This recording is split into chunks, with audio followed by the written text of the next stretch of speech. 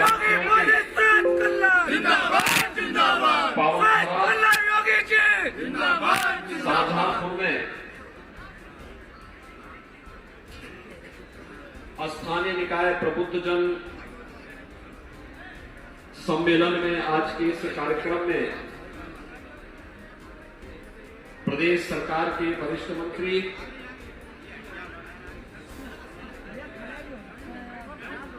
श्री सुरेश कुमार खन्ना जी, प्रदेश सरकार में मेरे सहयोगी मंत्री श्री जितेंद्र प्रसाद जी, श्री जेपीएस राठौर जी, श्री कपिल देव अग्रवाल जी, माननीय सांसद अरुण सागर जी, राज्यसभा के माननीय सांसद श्री मिथिलेश कुमार जी, माननीय विधायकगण श्री जयनाथ जी, मानवेंद्र सिंह जी, वीर विक्रम सिंह जी, हरिप्रकाश वर्मा जी, श्रीमती सलोना कुशवाहा जी, विधान परिषद सदस्य श्री सुधीर गुप्ता जी, जिला पंचायत अध्यक्ष श्रीमती ममता यादव जी, भारतीय जनता पार्टी के प्रदेश के उपाध्यक्ष और जिला के प्रभारी श्री बाबू जी, जिला अध्यक्ष श्री कृष्ण मिश्र जी, महानगर अध्यक्ष एवं गुप्ता जी, पूर्व केंद्रीय मंत्री श्रीमती कृष्णा राज जी, पूर्व राज्य मंत्री श्री अवधेश वर्मा जी, सिंह जी, उत्तर प्रदेश के पूर्व अध्यक्ष श्री सुरेंद्र नाथ वाल्मीकि जी, आज के इस कार्यक्रम में उपस्थित अध्यक्ष जिला सहकारी बैंक श्री डीपीएस राठौर जी, आलोक सिंह जी, अवधेश दीक्षित जी, भारतीय जनता पार्टी के सभी पदाधिकारीगण, विभिन्न सामाजिक सांस्कृतिक व्यापारिक संगठनों के पदाधिकारीगण आए थे और एसोसिएशन समेत अन्य संगठनों के सभी सम्मानित पदाधिकारी और उपस्थित भाइयों बहनों, आज मुझे क्रांति धरा शाहजहांपुर की धरती को नमन करने का अवसर प्राप्त हुआ है। इस पौराणिक और ऐतिहासिक धरती को नमन करते हुए मैं आप सभी प्रबुद्धजनों का और शाहजहांपुर के आप सभी उपस्थित भाइयों बहनों का हृदय से अभिनंदन करता हूं। भाइयों बहनों, आज महापूर्व संपन्न हुए विधानसभा चुनाव में आपने शाहजहांपुर की सभी सीटें भारतीय जनता पार्टी को विजय बना करके भेजा। इसके लिए मैं शाहजहांपुर की जनता जनार्दन के प्रति आभार भी व्यक्त करता हूं। और आज जब शाहजहांपुर में आए हैं तो यहाँ की 87 परियोजनाएं 308 करोड़ रुपए की है। इन परियोजनाओं की मैं आप सभी को हृदय से लोकार्पण और शिलान्यास के अवसर पर बधाई भी देता हूं। आपने यहां पे सभी विधायक चुन करके भेजे तो बदले में शाहजहांपुर को राज्यसभा की सीट भी मिल गई, 3 एलएलसी की सीट भी मिल गई। यानी जितना आप पार्टी को दे रहे थे, पार्टी भी उसका रिटर्न उसी रूप में आपके लिए करने के लिए तैयार है। शाहजहांपुर में 2 सांसद हैं सेवा के। हमारे यहाँ के विधायक के साथ साथ 3 एलएलसी और 3 मंत्री भी हैं।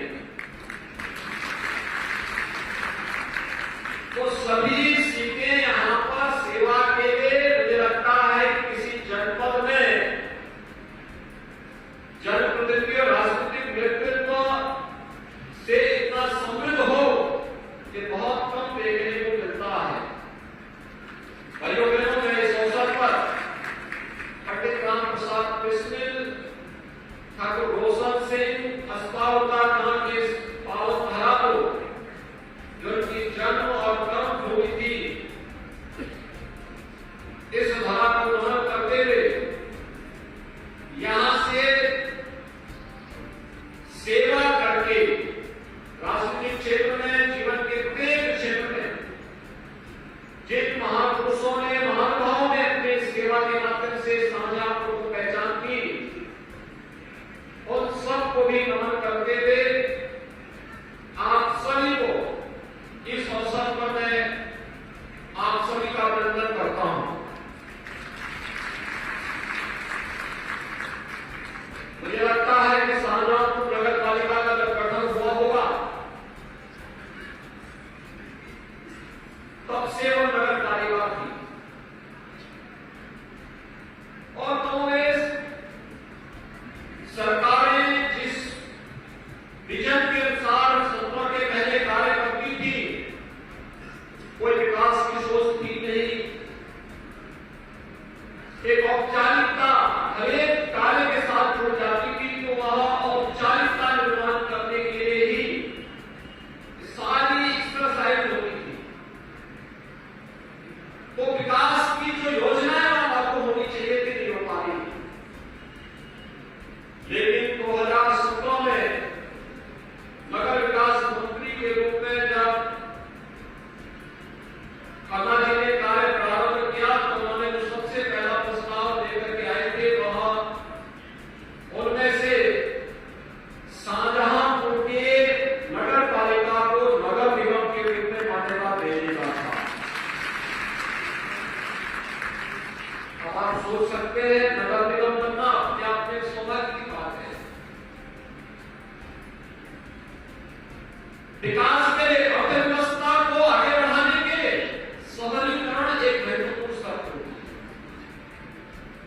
जनता को बुनियादी सुविधाएं मिले, शासन की योजनाओं का लाभ जनता को सीधे प्राप्त हो। अगर आप नगर पालिका ही होते तो प्रधानमंत्री आवास योजना में 20,000 गरीबों को यहां मकान नहीं मिल पाता। नगर निगम बना तो 20,000 गरीबों को, 20,000 गरीबों को एक आवास की सुविधा का लाभ अकेले शाहजहांपुर में मिल गया। और आज मुझे प्रसन्नता है कि शाहजहांपुर में अब तक 10,170 गरीबों के मकान बन गए हैं और 10,000 लोगों के मकान बनवा रहे हैं। अभी मैं मंच में देख रहा था, पूछ रहा था लोगों से कि आपका मकान बन गया? तो उन्होंने कहा हाँ मकान बन गया। मैंने कहा कितना पैसा मिला है? उन्होंने कहा 2.5 लाख रुपया मिला। मैंने कहा किसी ने पैसा मांगा तो नहीं? उन्होंने कहा मांगेगा कैसे, पैसा तुम्हारे खाते में आता है।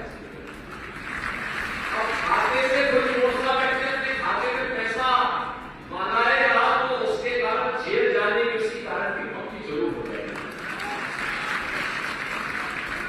तो प्रधानमंत्री मोदी जी ने कैसी व्यवस्था कर दी, भ्रष्टाचार मुक्त व्यवस्था। और अकेले शाहजहांपुर में 20,170 गरीबों को अब तक प्रधानमंत्री आवास योजना में एक आवास मिल गया। और भाइयों बहनों, लगभग 14,000 पटरी व्यवसायियों को ब्याज फ्री लोन की सुविधा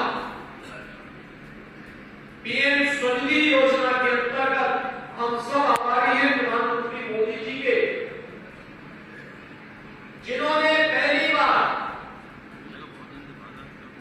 उस तबके के लिए सोचा जो शोषण का शिकार तो हो रहा था लेकिन सरकार पर आश्रित नहीं था। समाज की जिम्मेदारी बनती है। हमारा समाज तो वसुधैव कुटुंबकम की बात करता है, सर्वे संतु सुखिनः की बात करता है।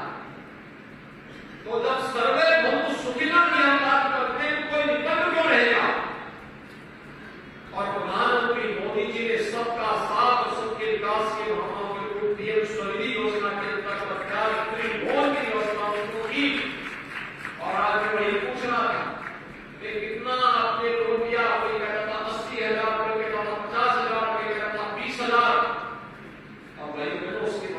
अपने बिजनेस को बढ़ा रहे हैं। सभी पटरी व्यवसायी है, कोई ठेला, कोई पोंचा, कोई रेडी लगाता है।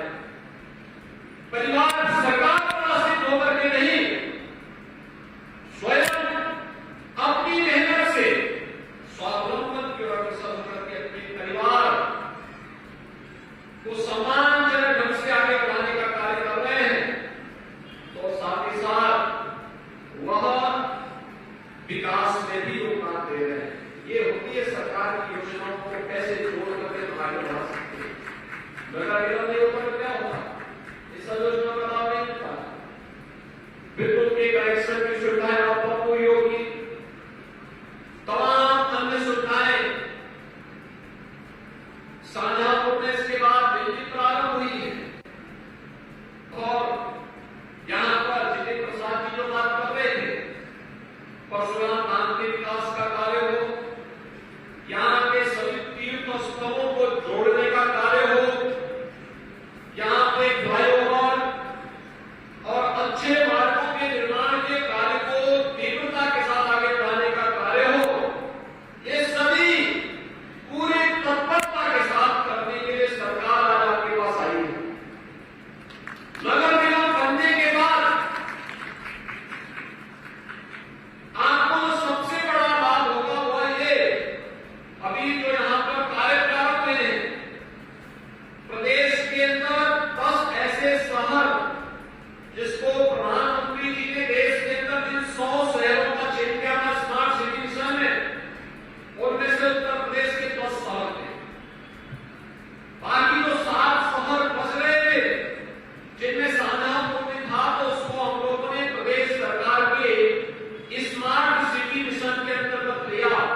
और स्मार्ट सिटी मिशन के अंतर्गत आज शाहजहांपुर में कार्य हो रहा है, जिसमें स्मार्ट रोड का निर्माण भी है, इंटीग्रेटेड ट्रैफिक मैनेजमेंट सिस्टम भी है, जिसके तहत integrated command and control centre की स्थापना करके एक ही जगह से, आपने कोरोना काल में देखा होगा, कोरोना प्रबंधन का भी कार्य वहां से हो जाता था और कूड़ा प्रबंधन का काम भी वहां से हो जाता था। एक जगह बैठ करके उसका उपयोग किया जा सकता था।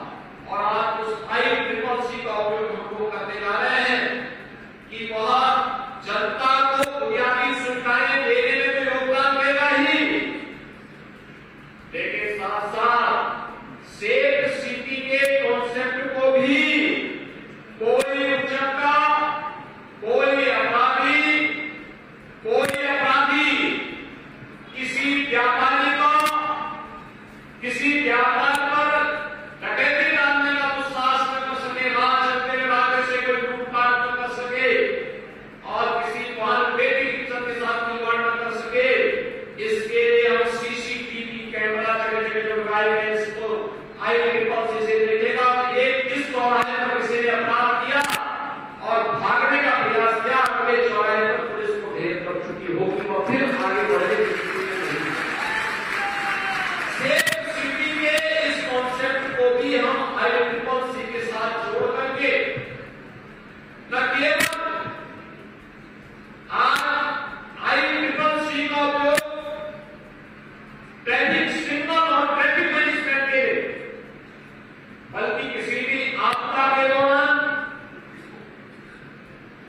सिटी के प्रबंधन और उस बीमारी के प्रबंधन के साथ ही कूड़ा प्रबंधन के साथ जोड़ना, किसी राहत के कार्यक्रम को आगे बढ़ाना, किसी भी योजना को लागू करने में उसका उपयोग करने में हम जहां उसका कार्य करेंगे, वहां एक नई पहचान दिलाएगा। और आज भाइयों बहनों, यही कारण है कि उत्तर प्रदेश देश के अंदर स्वच्छता की रैंकिंग में हमारे शहर निरंतर प्रगति कर रहे हैं। और नहीं तो हम लोग को 2017 में पहली बार सत्ता में आए थे, क्या स्थिति थी? देश में सबसे गंदे शहर उत्तर प्रदेश के अंदर, और उनमें से सबसे नीचे पायदान पर एक सिटी था उत्तर प्रदेश का, वो गोंडा का था, उत्तर प्रदेश का ही। तो 100 में उत्तर प्रदेश का कोई शहर नहीं था। और आज मैं कह सकता हूं कि टॉप 100 में उत्तर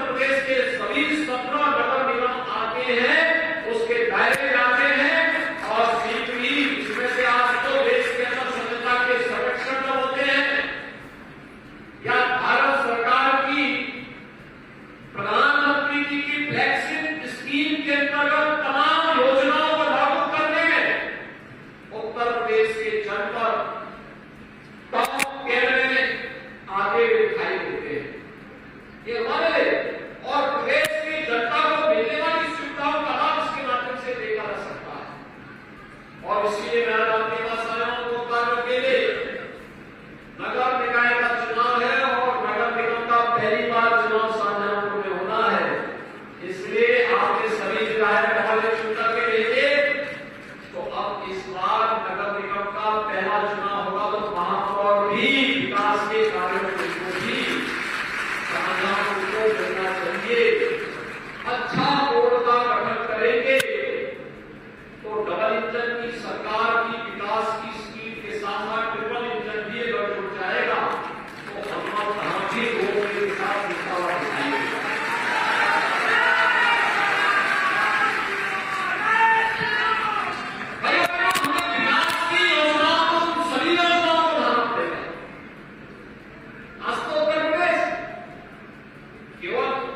स्मार्ट सिटी ही नहीं, अब हमारा युवा भी स्मार्ट हो रहा है। स्मार्ट युवा, 2 करोड़ युवाओं को हम लोग पैकेज में स्मार्ट हो गए हैं। 2 करोड़ युवाओं को उत्तर प्रदेश का युवा हम लोगों ने अपनी कोचिंग की व्यवस्था प्रारंभ की। इस बार उत्तर प्रदेश पीसीएस की परीक्षा ली है और कोचिंग में जिन छात्रों ने वहां पर पहली बार हुआ है। यूपीएससी में उत्तर प्रदेश के बच्चे अच्छा स्थान प्राप्त कर रहे हैं। कोविड कालखंड एक चुनौती थी सबके सामने, लेकिन उसकी परवाह न करते हुए लगातार प्रधानमंत्री मोदी जी के मार्गदर्शन में उनके नेतृत्व में जो कार्य हुआ, आज उसका परिणाम हमारे सामने नई अर्थव्यवस्था की उत्तर प्रदेश देश की सबसे अच्छी अर्थव्यवस्था के रूप में आगे बढ़ रहा है और उत्तर प्रदेश को देश की नंबर 1 की अर्थव्यवस्था बनाने के लिए ही आज एक नई एक्सरसाइज हुई। अच्छे शहर रहे, जनता को बुनियादी सुविधाएं मिले, हमारे शहर भी हमारे जनपद भी कोई शिक्षा का हब बने, कोई स्वास्थ्य का हब बने, कोई एमएसएमई और उद्योग का हब बने, कोई आईटी और आईटीएमएस का हब बने, कोई एग्रीकल्चर स्टार्टअप का हब बने। अलग अलग मॉडल के रूप में सभी 75 जनपद जैसे वन डिस्ट्रिक्ट वन प्रोडक्ट के रूप में आज देश के अंदर एक यूनिक योजना हम लोगों ने उत्तर प्रदेश के अंदर की। ऐसे ही उत्तर प्रदेश को भी हमें आगे बढ़ाने की दिशा में प्रयास करना है और उस प्रयास के क्रम में आज मैं आह्वान करने के लिए आया हूं। आपने भी कुछ देर पहले एक फिल्म देखी होगी। ये फिल्म आपने देखा होगा, उत्तर प्रदेश में इन्वेस्टर समिट होने जा रहा है, global investor summit. Global investor summit में दुनिया के निवेशक उद्यमियों को उत्तर प्रदेश में आमंत्रित करने के लिए हमारे मंत्रीगण जा रहे हैं। खन्ना जी भी, जितिन प्रसाद जी भी अलग अलग देशों की यात्रा में लोग जा रहे हैं। लोगों को बुलाएंगे, उत्तर प्रदेश में निवेश करिए। हम बाहर के लोगों को तो बुला रहे हैं और मैं आप सब लोगों को जो उद्यमी है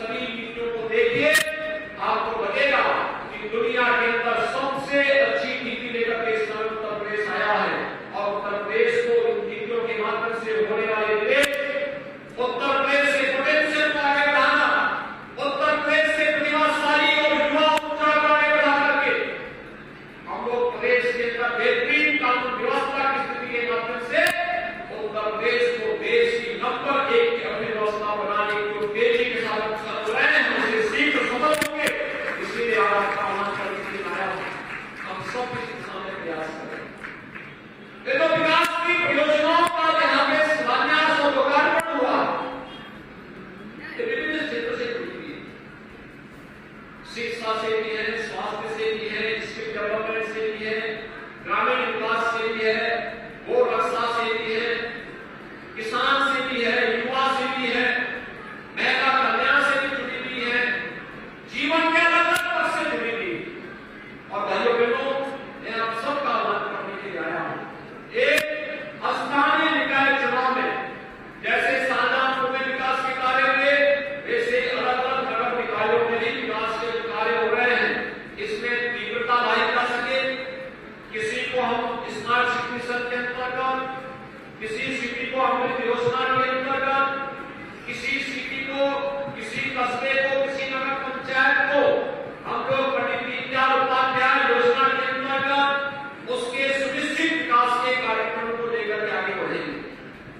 लेकिन बुनियादी सुविधाएं जो कॉमन मैन को मिलनी चाहिए, वहां सड़क हो, बिजली हो, स्ट्रीट लाइट हो। आपने देखा होगा कितना व्यापक अंतर आया है। पहले स्ट्रीट लाइट चलती थी, कोई नीली, कोई पीली, कोई बंद है, कोई चलती नहीं है, कोई बिजली नहीं मिलती, तो चलेगी कैसे? लेकिन आज तो बिजली मिलती है।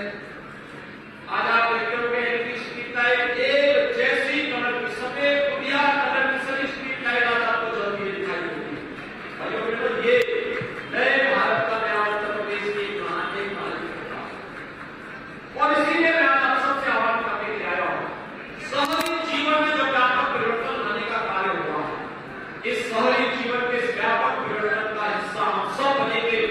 इस विश्वास के साथ जो कार्य यहाँ पर हुए हैं, खासतौर पर प्रधानमंत्री किसान सम्मान निधि के अंतर्गत शाहजहांपुर में 4,70,000 किसान इस योजना का लाभ प्राप्त कर रहे हैं। और भाइयों बहनों, आयुष्मान भारत योजना के अंतर्गत 4,65,000 से अधिक लाभार्थी को गोल्डन कार्ड अब तक यहाँ पर प्रदान किया जा चुका है। मुख्यमंत्री सामूहिक विवाह योजना के अंतर्गत 300 जोड़ों का विवाह का कार्यक्रम अब तक यहाँ पर संपन्न हो चुका है। और जल जीवन मिशन के अंतर्गत भी 1,09,000 से अधिक घरों को जल संयोजन के साथ जोड़ करके प्रदेश के अंदर रोजगार सृजन के अब तक 3,800 से अधिक रोजगार उपलब्ध करवाने के अभ्यर्थियों को यहाँ पर रोजगार की सुविधा उपलब्ध करवाने का कार्य किया गया है। ढेर सारे अन्य योजनाओं को लेकर के आज हम सब एक बार फिर से आपके बीच में आए हैं। और मैं शाहजहांपुर नगर निगम और सभी नगर निकायों से जुड़े हुए प्रबुद्ध जनों से अपील करूंगा, विकास और सुरक्षा के जिस मॉडल को लेकर के गवर्नमेंट की सरकार कार्य कर रही है, आप सबका आशीर्वाद इसके लिए प्राप्त हो। अभी से उस प्रकार की एक आवाज को आगे उठाने की आवश्यकता है। महापौर सुमेश गौतम जी, जिला पंचायत अध्यक्ष श्रीमती रश्मि पटेल जी, माननीय विधायकगण डॉक्टर डीसी वर्मा जी, प्रोफेसर श्याम बिहारी लाल जी, डॉक्टर राघवेंद्र शर्मा जी, श्री संजीव अग्रवाल जी, डॉक्टर एनपी आर्या जी, विधान परिषद सदस्य श्री जयपाल सिंह व्यस्त जी, श्री डॉक्टर हरि सिंह ढिल्लो जी, कुंवर महाराज सिंह जी, भारतीय जनता पार्टी के क्षेत्रीय अध्यक्ष रजनीकांत माहेश्वरी जी, प्रदेश के उपाध्यक्ष श्री संतोष सिंह जी, भारतीय जनता पार्टी के महानगर और जनपद के अध्यक्ष मान्य पदाधिकारीगण और भारी संख्या में नाथ नगरी से जुड़े हुए सभी उपस्थित भाइयों बहनों, एक साथ 1460 करोड़ रुपए की परियोजनाओं के लिए बरेली की जनता जनार्दन को बधाई देते हुए मैं सबसे पहले आप सबका आभार व्यक्त करता हूं कि अभी हाल ही में विधानसभा के चुनाव में 9 में से 7 सीट बरेली की जनता ने भारतीय जनता पार्टी की झोली में डाली, इसके लिए आप सबका हृदय से आभार व्यक्त करके मैं अभिनंदन करता हूं। भाइयों बहनों, आज 1460 करोड़ रुपए की इन परियोजनाओं के लिए भी मैं बरेली वासियों को हृदय से बधाई देते हुए आप सबके प्रति इस बात के लिए आपको आश्वस्त करने के लिए आया हूं कि डबल इंजन की सरकार प्रदेश के सर्वांगीण विकास के लिए जिस प्रतिबद्धता के साथ कार्य कर रही है, उस प्रतिबद्धता में न केवल डबल इंजन की सरकार बल्कि हमें स्थानीय निकाय की संस्थाओं के माध्यम से भी आम जनमानस की बुनियादी सुविधाओं को आगे बढ़ाने के लिए उसी प्रतिबद्धता के साथ कार्य करना होगा। भाइयों बहनों, आज ये नाथ नगरी अपनी पुरातन पहचान को फिर से स्थापित कर रही है। कभी झुमके के आधार पर इस नगरी की पहचान बनाने वाले आज डबल इंजन की सरकार ने इसको स्मार्ट नगरी के रूप में स्थापित करने की कार्रवाई को आगे बढ़ाया है और स्मार्ट सिटी के रूप में विकसित हो रही नाथ नगरी अनेक नए नए प्रयोगों की केंद्र बिंदु बनी है।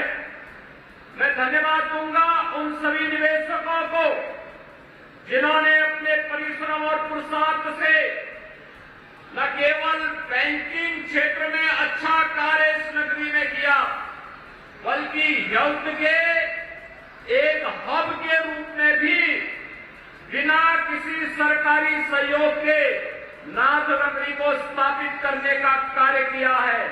और उसके बाद मैं मानता हूं जितने जनप्रतिनिधि डॉक्टर, चाहे वो मानव के डॉक्टर हो चाहे वे वेटनरी डॉक्टर हो, जितने बरेली से चुन करके गए, प्रदेश में किसी भी जनपद से उतने डॉक्टर प्रदेश में जनप्रतिनिधि बनकर के नहीं गए होंगे। और इसलिए बरेली आज किस दिशा में आगे बढ़ रहा है इसका एक प्रतीक है। और इसीलिए मैं आज आपके बीच आया हूं आपसे कहने के लिए कि कभी झुमके के आधार पर इस नगर की पहचान थी। भाइयों बहनों, आज आपकी ये पहचान एक स्मार्ट सिटी के रूप में बदल गई है। आप सब जानते हैं प्रधानमंत्री मोदी जी ने 2014 में आने के बाद देश की योजनाओं में उससे पहले जो बंदर बांट होता था, उस बंदर बांट की प्रवृत्ति को रोक लगाते हुए, विराम लगाते हुए उस समय एक मंत्र दिया था, सबका साथ, सबका विकास, सबका विश्वास और सबके प्रयास का। यह जीवन के सर्वांगीण विकास का एक मंत्र था और उसे पूरी ईमानदारी और प्रतिबद्धता के साथ लागू करते हुए केंद्र और राज्य सरकार की डबल इंजन की सरकार ने जो प्रयास प्रारंभ किए, आज भाइयों बहनों उसके परिणाम हम सबके सामने आ रहे हैं। देश के अंदर 100 नगर स्मार्ट सिटी के रूप में विकसित हो रहे हैं और उनमें से 10 उत्तर प्रदेश के थे। उन 10 को केंद्र सरकार के साथ स्मार्ट सिटी मिशन के अंतर्गत विकसित करने की कार्रवाई को आगे बढ़ाने के साथ ही 7 अन्य नगर निगमों को जो भारत सरकार के स्मार्ट सिटी मिशन के अंतर्गत नहीं आते थे, उन्हें भी स्मार्ट सिटी के रूप में विकसित करने की कार्रवाई राज्य स्मार्ट सिटी मिशन के अंतर्गत लेकर के हम लोगों ने कार्य प्रारंभ किया। और आपने देखा होगा कोविड कालखंड के दौरान स्मार्ट सिटी मिशन के अंतर्गत ICCC का उपयोग न केवल कोविड प्रबंधन के लिए बल्कि कूड़ा प्रबंधन के लिए भी, डोर टू डोर कूड़ा कलेक्शन और उसके प्रबंधन के लिए भी एक अभिनव प्रयोग किया गया। और आज मैं आपको आश्वस्त करने के लिए आया हूं कि आपने पिछले 5.5 वर्ष के अंदर उत्तर प्रदेश की बदलती हुई कानून व्यवस्था और बेहतर कानून व्यवस्था को देखा है। अब उत्तर प्रदेश एक साथ अपने 18 शहरों को देश के अंदर सेफ सिटी के रूप में बदलने जा रहा है। और सेफ सिटी की इस योजना को ध्यान में रख करके हम लोगों ने स्मार्ट सिटी मिशन के साथ मिलकर के इस कार्यक्रम को आगे बढ़ाया है और उसमें बरेली भी एक है। भाइयों बहनों, आज शहरी जीवन में व्यापक परिवर्तन आपको देखने को मिल रहे हैं। कभी यहां लटकते हुए झूलते हुए तारों का गुच्छा हर एक व्यस्त बाजार के अंदर आप देख सकते थे। आज उससे काफी हद तक मुक्ति मिली है। इस कार्यक्रम को आगे बढ़ाना, स्मार्ट रोड की परिकल्पना को साकार करना, हर सिटी के अंदर कन्वेंशन सेंटर हो, हर सिटी का अपना ऑडिटोरियम हो, हर सिटी के अंदर जनता जनार्दन की जुड़ी हुई उन सभी कार्यक्रमों के लिए कोई ऐसी जगह मिले जहां पर वह अपने कार्यक्रमों को आगे बढ़ा सके, जहां एक और शासन इस ओर पूरी ईमानदारी के साथ कार्य कर रही है, तो वहीं प्रत्येक नागरिक के जीवन में भी परिवर्तन लाने के लिए हम क्या कुछ कर सकते हैं, अगर इसकी झलक देखनी है तो अकेले बरेली शहर के अंदर प्रधानमंत्री आवास योजना में 17,700 से अधिक गरीबों को प्रधानमंत्री आवास योजना का लाभ दिया गया है। और ग्रामीण क्षेत्र में अगर इस संख्या को जोड़ेंगे तो 14,000 से अधिक गरीबों को प्रधानमंत्री आवास योजना का लाभ ग्रामीण क्षेत्र में भी मिला। यानी बरेली जनपद की अगर हम बात करें तो यह संख्या आपके ग्रामीण और शहरी क्षेत्रों को मिलाकर के 31,700 से अधिक अकेले बरेली जनपद के अंदर पिछले 5 वर्ष के अंदर प्रधानमंत्री आवास योजना का लाभ यहां के लोगों को प्राप्त हुआ है। अभी आपने देखा होगा मंच पर जब हम लोग कुछ लाभार्थियों को सम्मानित कर रहे थे, लाभार्थियों के इस क्रम में आपने देखा होगा पीएम स्वनिधि योजना के अंतर्गत पटरी व्यवसायियों के बारे में आपने इससे पहले सुना तो होगा कि पटरी व्यवसायी शोषण का शिकार होता था, कभी पुलिस के द्वारा, कभी नगर निकायों के द्वारा, कभी किसी और के द्वारा। पहली बार ये हुआ है जब 29,000 से अधिक गरीबों के लिए, पटरी व्यवसायियों के लिए, ठेला खोमचा रेहड़ी लगाने वाले लोगों के लिए भी एक स्कीम आई। प्रधानमंत्री मोदी जी ने उनके जीवन में परिवर्तन लाने के लिए पीएम स्वनिधि योजना लागू की और पीएम स्वनिधि योजना के अंतर्गत ब्याज फ्री लोन की सुविधा उन्हें उपलब्ध करवाने की कार्रवाई को आगे बढ़ाया है। और इसमें मुझे बताते हुए प्रसन्नता है कि बरेली जनपद में 29,000 से अधिक पटरी व्यवसायियों को अब तक पीएम स्वनिधि योजना का लाभ देने में हमें सफलता प्राप्त हुई है। भाइयों बहनों, ये वही उत्तर प्रदेश है जो 2017 के पहले भारत सरकार की फ्लैगशिप स्कीम में अंतिम पायदान पर खड़ा होता हुआ दिखाई देता था। आज भारत सरकार की हर फ्लैगशिप स्कीम में उत्तर प्रदेश अग्रणी राज्यों में है और उसका लाभ उत्तर प्रदेश की 25 करोड़ जनता को बिना भेदभाव के उपलब्ध करवाने का कार्य किया जा रहा है। और इसीलिए तो आज मुझे बरेली आना पड़ा आपसे कहने के लिए कि उत्तर प्रदेश वर्तमान में 2 बड़े कार्यक्रमों को लेकर के आपके पास आ रहा है। एक, जैसे डबल इंजन की सरकार नए नए कार्यक्रमों को आगे बढ़ा रही है, शहरी जीवन में व्यापक परिवर्तन हो, लोगों को बुनियादी सुविधाएं मिले, स्ट्रीट लाइफ में समृद्धता दिखाई दे, लोगों के जीवन को, इस ऑफ लिविंग को और आसान किया जा सके।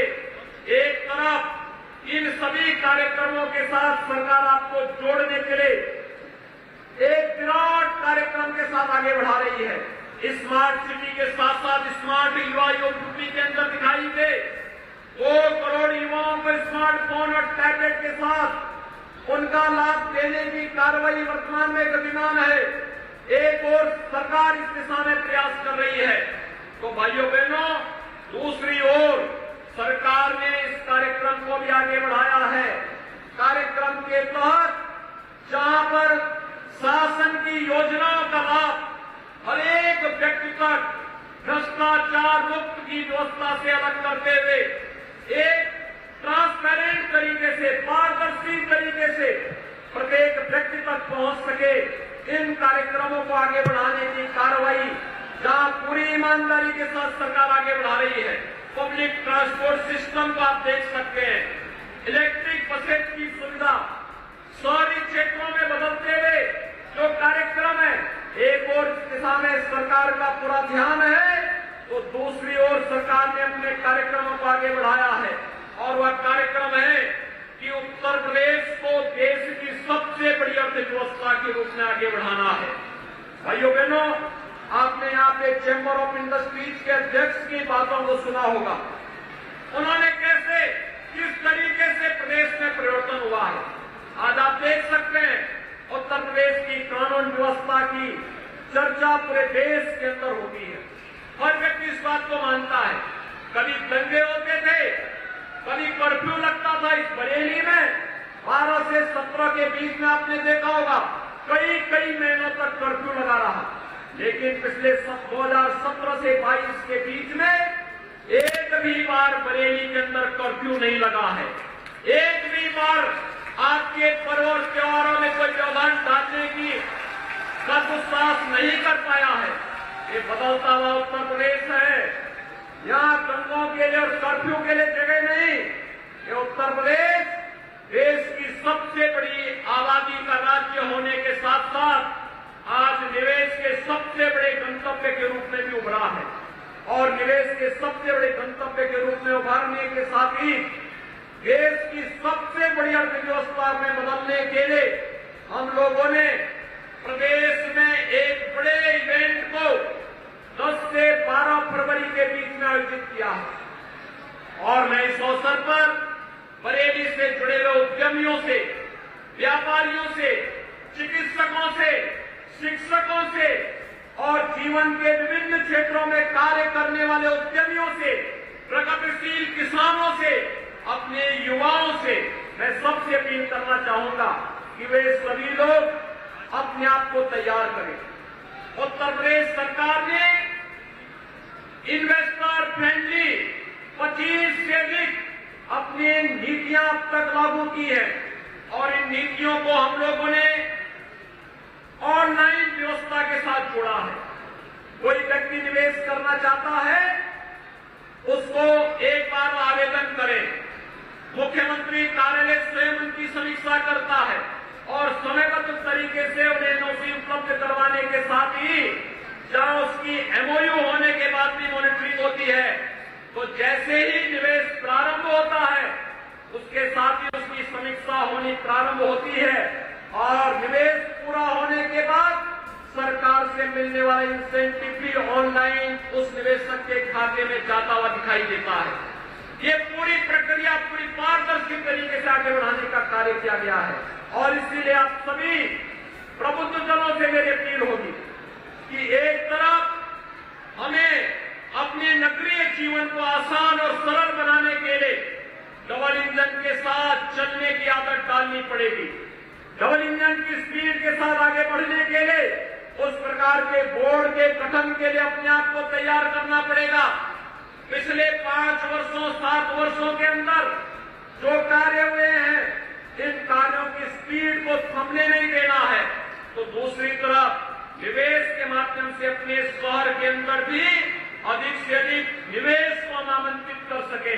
कोई शिक्षा का केंद्र बनाएगा, कोई अच्छा चिकित्सालय या मेडिकल कॉलेज बनाएगा, कोई अच्छा विश्वविद्यालय बनाएगा, कोई उद्योग लेकर के आएगा, कोई कृषि के क्षेत्र में अच्छा उद्योग का गठन करेगा, कोई फूड प्रोसेसिंग का अच्छा सेंटर स्थापित करेगा।